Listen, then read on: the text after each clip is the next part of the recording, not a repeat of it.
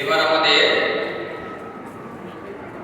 আজকের এই মহতী সভার অন্যতম যে উদ্দেশ্য, বিভিন্ন কৃতি এবং গুণী সম্মাননা যারা সমাজের বিভিন্ন ক্ষেত্রে সমাজকে নেতৃত্ব করেছেন, সেসব কৃতি এবং গুণীদের আমরা সম্মাননা জ্ঞাপন করব।